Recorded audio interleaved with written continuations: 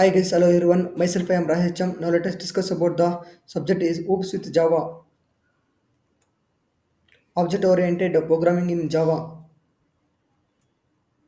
Introduction to Java object oriented programming. Java object oriented programming is a powerful way to develop the application. It enables develop a create modular program and reusable code, leading to more efficient and maintainable software. This approach focuses on object and classes, enabling a cleaner, more organized structure. In the presentation, we will explore the key concept and benefits of the Java hoop. Two paradigm, procedural and object oriented.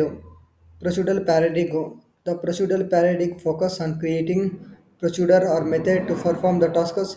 It replays on top-down programming techniques. It is centralized around function. Object-oriented paradigm. Object-oriented programming, on the other hand, and empathizes the use of object that contain both data and methods to manipulate the data. It encourages the reusability and modular design. Abstraction and understanding the key concept. Abstracting in Java OOP involves simplifying complex reliability by modeling classes appropriated to the problem while hiding unnecessarily detail from the user. Use cases. Abstraction is used to handle the complexity of real world problems by only highlighting essential features. Features allowing for more efficient coding. Implementation. The implementation of the abstraction replies and abstract classes and interfaces, providing a blueprint for other classes to follow. Encapsulation, data hiding and access modifier. Encapsulation involves wrapping the data, variables, and code acting on the data into the single unit. This helps in the data hiding and controlling access to certain internal data. First one is protect data integrity. Second one is enhance security. Third one is modifies and validates data. Classes and objects in Java. Classes are the blueprint or template for creating objects with shared properties and behavior. Object are instant of class that holds their now own unique data and have to access to class method.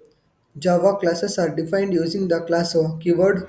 The object are created using the word keyword. Inheritance in Java. Inheritance allows new classes to inheritance properties and behavior for existing classes.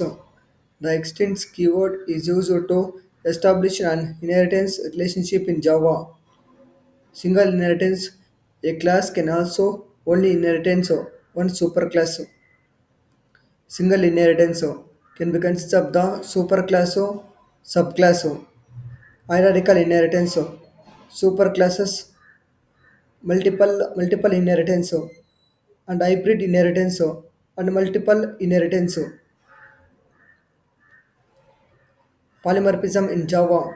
Polymorphism allows object to take on multiple forms and have different behavior. Method overloading, defining multiple methods with the same name but different parameters. Method overriding, redefining a method in a subclass with the same name and parameters of the superclasses.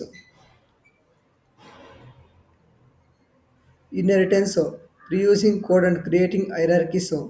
Code reusability. Inheritance allows one class to reuse the method and field of another class.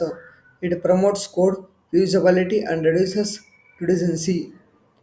Hierarchical organization. Through inheritance, classes can be arranged in hierarchy with subclasses. Subclasses inheriting from their superclasses, creating a tree-like structure. Polymorphism, overriding and overloading. First one is runtime polymorphism, also known as dynamic method dispatch. It process where a call to an overridden method is resolved at runtime instead of compile time. Second one is comparative polymorphism, allows called static polymorphism. It achieves using the method overriding where multiple methods have to the same name but different parameter.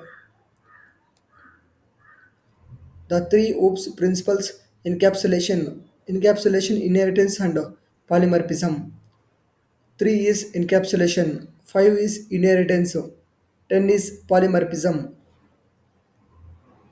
Benefits of object oriented programming in Java.